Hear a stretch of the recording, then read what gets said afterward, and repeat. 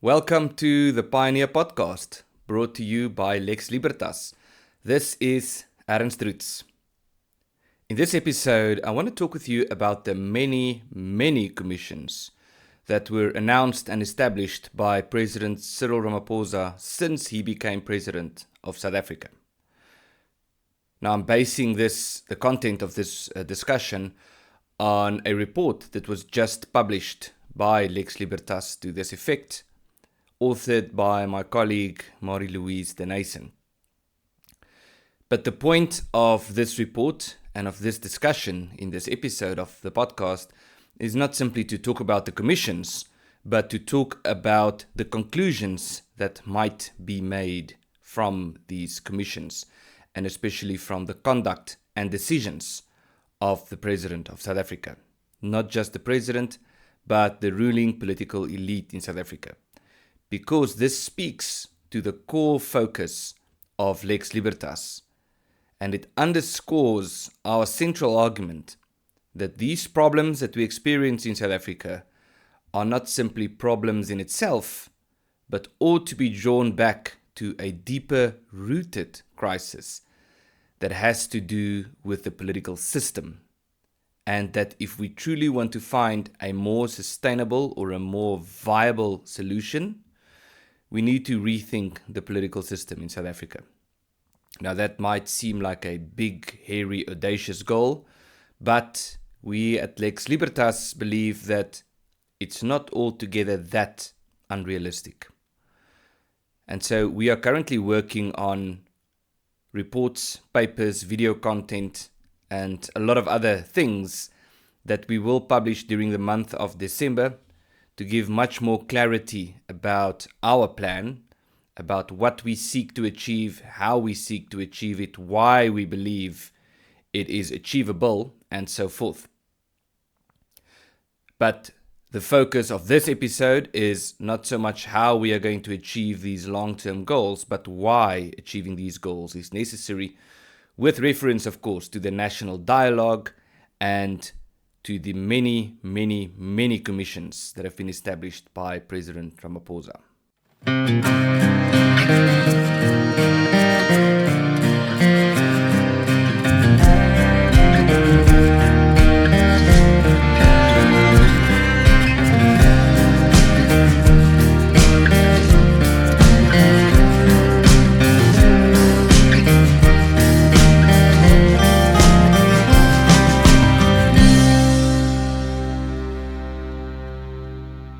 Now, before I get to the commissions, let me make a quick report about the think tank aspect of Lex Libertas.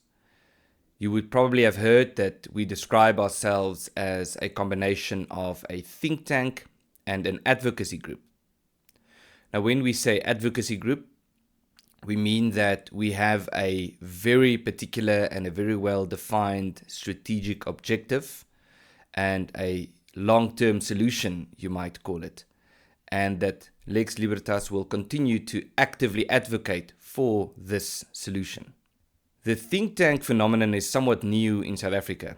There are some think tanks in South Africa, but think tanks are not nearly as influential in South Africa as they are, for example, in the United States and many European countries. And so this is something that we have discovered needs some explanation. Think tanks are not quite new to South Africa.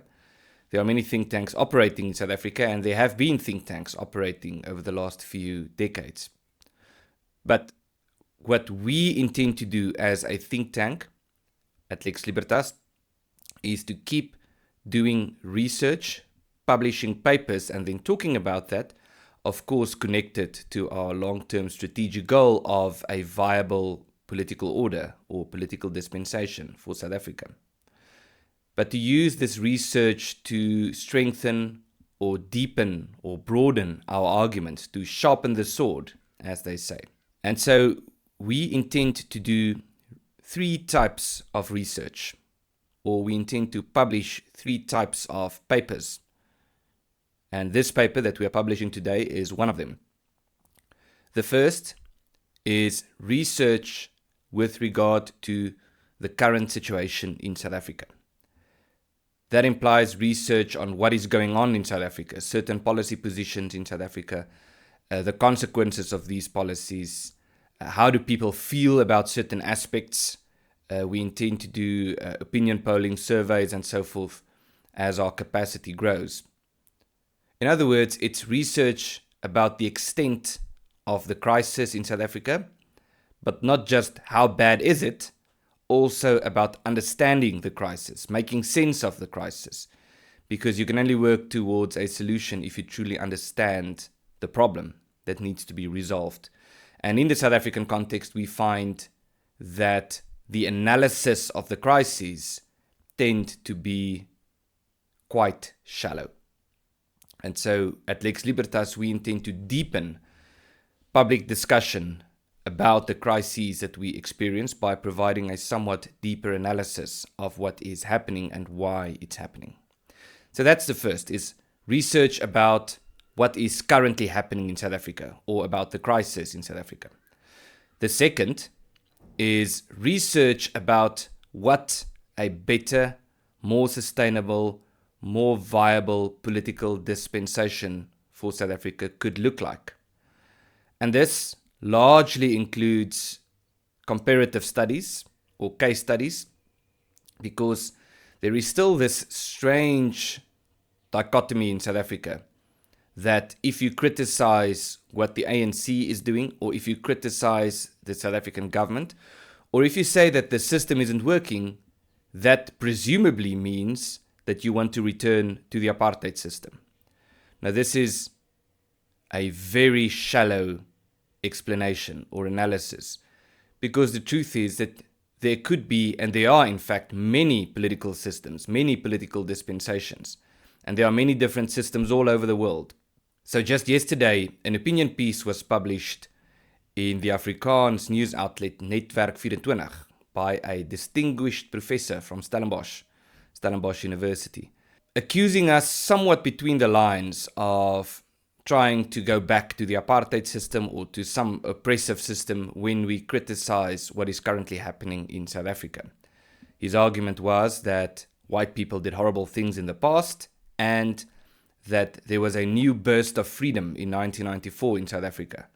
And strangely, as a result of that, we are wrong to criticize what is currently happening in South Africa. And so this second phase or leg or pillar of our research strategy implies publishing much more about what a political system could look like. That's not the topic of this podcast, but we have already done significant research on this and will be publishing much more about this during the month of September. There's also some information about this already on the Lex Libertas website under the frequently asked questions section. So, in other words, the first pillar of our research strategy is what's currently happening, how do we understand the problem, and the second is what would a better system look like. And then the third is hopefully somewhat predictable. It is to say, how do we move from the first to the second? What strategies do we need to employ? What tactics do we need to employ? What actions do we need to take to move from the first to the second? Now, research is just one component of what we intend to do at Lex Libertas. And we will be talking much more about this broader strategy again in the month of September. But I would like to encourage you already, if you have not already signed up as a contributor, to do so, because that would significantly strengthen our capacity to do this type of research. Now, let's get to the many commissions of President Cyril Ramaphosa.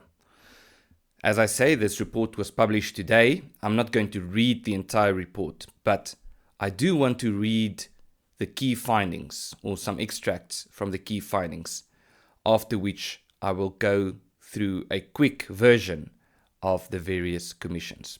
So let me go through the key findings. Number one, a multitude of initiatives and commission fatigue.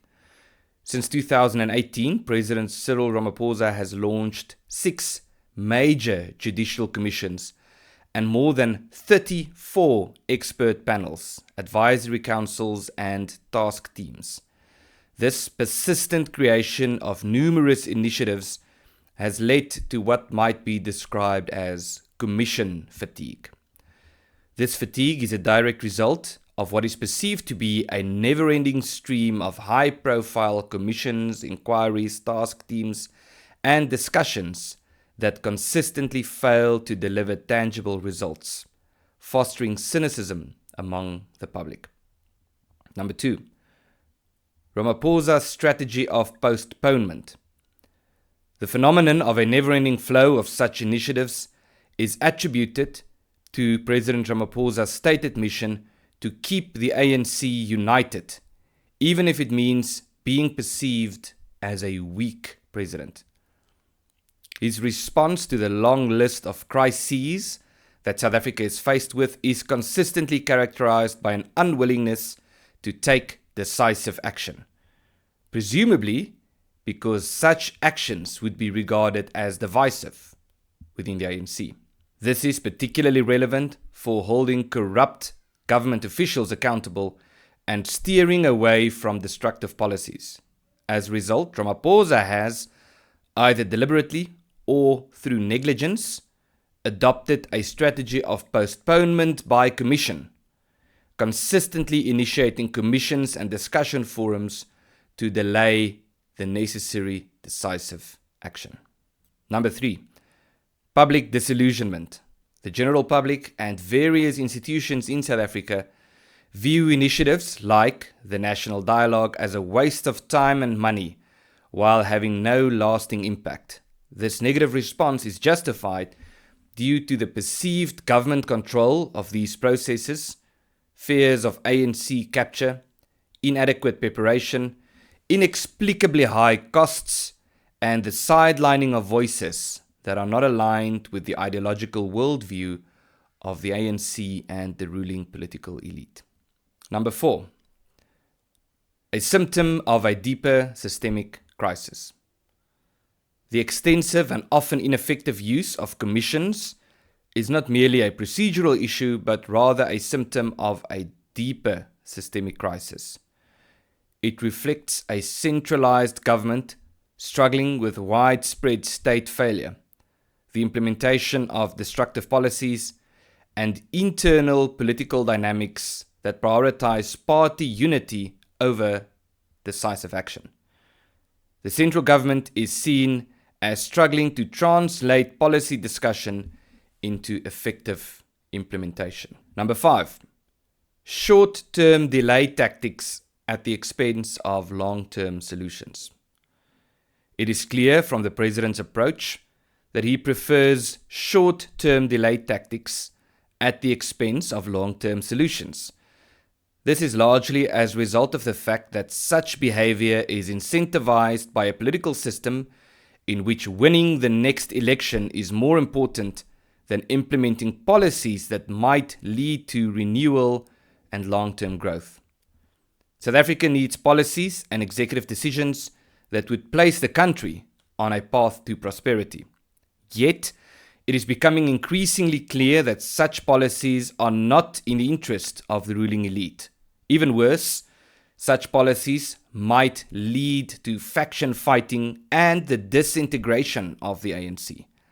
As a result, the president is not just unprepared to take such action, but it could reasonably be predicted that he would continue to be vehemently against such action, opting for delay tactics instead. This is not just a criticism of the president and the ANC, but of a political system that incentivizes and rewards such behavior. And number 6, the need for a better political order with more autonomy for communities. The report suggests that to address the problem of numerous commissions and governmental indecision, decentralization is needed. South Africa is governed by a highly centralized system. This centralized system significantly contributes to the observed challenges. Lex Libertas argues that decentralization would facilitate autonomy and self-governance for the country's various communities, thereby shifting responsibility from a dysfunctional, centralized state to more responsive and more accountable communities. A fundamental re-evaluation of South Africa's governance model is necessary for a sustainable future. Now, the introduction to the report provides somewhat of an overview of the crisis with regard to the national dialogue, which I'm not going to get into now because it has been discussed earlier on our communication platforms, including this YouTube channel. But what I do want to get to is the long list of commissions, inquiries, and dialogues that President Ramaphosa has announced since he became president. I'm not going to read what every commission was about and what the outcome of that was, because that would make this a very long podcast episode. But I would like to encourage you to get the report, to read it, to help share it, and of course, to help share this video after you clicked on the subscribe button. So I'm only going to read the names of the commissions and when they were instituted. Number 1, May 2018, task team to implement findings of high-level review panel on SARS. Number 2, June 2018, an interministerial committee on land reform. Number 3, September 2018, an advisory panel on land reform and agriculture. Number 4, October 2018, an advisory panel to identify candidates for a National Director of Public Prosecutions. Number 5, October 2018, Public Investment Corporation Commission of Inquiry. Number 6, October 2018, Interministerial Committee on South Africa's Investment Conference. Number 7, November 2018, National Prosecuting Authority Commission. Number 8, December 2018, ESCOM Sustainability Task Team. Number 9, June 2018, High-Level Review Panel on the State Security Agency. Number 10, January 2019, a Presidential Commission on the Fourth Industrial Revolution. Number 11, April 2019, an Interim Steering Committee for Gender-Based Violence and Femicide, National Strategic Plan. Number 12, April 2019, a panel to review the SARS Commissioner. Number 13, September 2019, Economic Advisory Council. Number 14, November 2019, Investment Envoys. Number 15, April 2020, a National Coronavirus Command Council. Remember that one. Number 16, June 2020, the State-Owned Entities Council. Number 17, July 2020, the Presidential Infrastructure Commission. Number 18, August 2020, the Interministerial Committee on Alleged Coronavirus Corruption, another committee to investigate corruption. Number 19, November 2020, a high-level task team on military veterans' benefits. Number 20, December 2020, the Presidential Climate Change Coordinating Commission. Number 21, January 2021, an Interministerial Committee on Vaccines. Number 22, June 2021, Commission on African COVID-19 Response. Number 23, October 2021, a panel to shortlist a Chief Justice. Number 24, November 2021, a task team to explore mandatory vaccines. Number 25, February 2022, a climate task team. Number 26, July 2022, the National Energy Crisis Committee. Number 27, August 2022, the National Anti-Corruption Advisory Council. Number 28, November 2024, the Presidential Economic Advisory Council for the 7th Administration. Number 31, June 2025, the Presidential Digital Transformation Task Team. Number 32, June 2025, the Eminent Persons Group to guide the national dialogue. Number 33, June 2025, the Joint Committee for Judicial Independence. And number 34, July 2025, the Judicial Commission of Inquiry into Criminality, Political Interference and Corruption in the Criminal Justice System. Now, what do we make of all these commissions? Firstly, it should be said that the argument with this report is not that the number should be 0.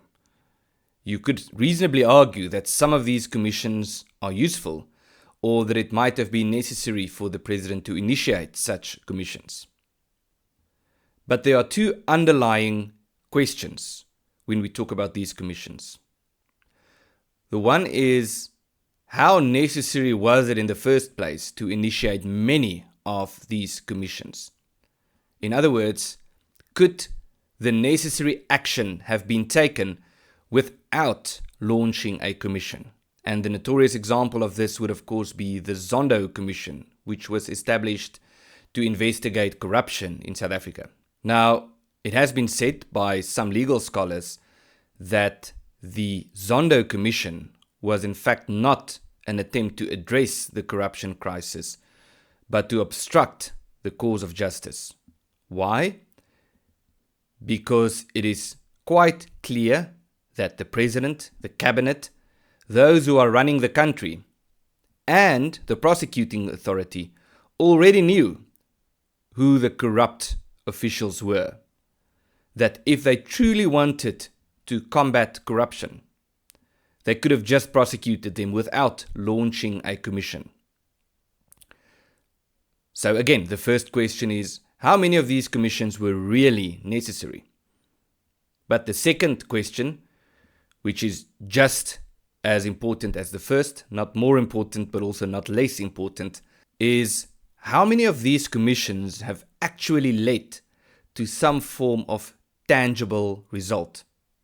Can you, watching this video or listening to this podcast, think of a single example where during the presidency of Cyril Ramaphosa, something significant, something decisive has happened as a result of a finding by a commission? Any reasonable person would find it very difficult to find such examples, even if you read the news every day. And so this brings us back to the core argument and the core conclusion, or you might say the core takeout from this report. And that is, once again, that the system is deeply flawed. Yes, President Ramaphosa is indeed a weak leader, as he has stated at the outset of his presidency, that he would rather be remembered as a weak leader than as the president that split the ANC. And yes, there is much more that he can do and that he could have done over the past few years. But we ought to remember that the political system in which he operates and under which we are governed facilitates this kind of problem. Why? Because once again, it incentivizes delay tactics. It rewards delay tactics. Because if the president were to take the necessary actions, it would not be in his interest to do so. It would not be in the interest of the party, even though it would be in the interest of the country. And so we have now reached a point where the interests of the country is diametrically opposed to the interests of the government, which means that the government would continue to act in its own interest. Now, how do we stop this? How do we break this cycle? Well, it has been and it will continue to be the core argument and mission of Lex Libertas that the political system in South Africa is flawed and that we need to move to a more viable political system, a more viable political order, a more sustainable political dispensation, you might say. One that is decentralized. In other words, not a return to the highly centralized system of the National Party government or the system that was tried by the British Empire, nor the system that we currently have. a system that is decentralized, where the central government has significantly less authority and authority is closer to the people. That on the one hand, and on the other hand, a system that significantly boosts or allows for autonomy. A system that recognizes that South Africa is very big and very diverse, and that there are communities in South Africa that do not share the same opinions on matters of constitutionalism, the role of the state, which laws would be good for the country, and so forth. And a system that recognizes that that is fine. As a result, a system that recognizes autonomy for the various communities of South Africa. That is the core mission of Lex Libertas, and I would like to encourage you to subscribe to this channel if you haven't done so yet, to share this video, and also to sign up to the newsletter of Lex Libertas if you haven't done so yet.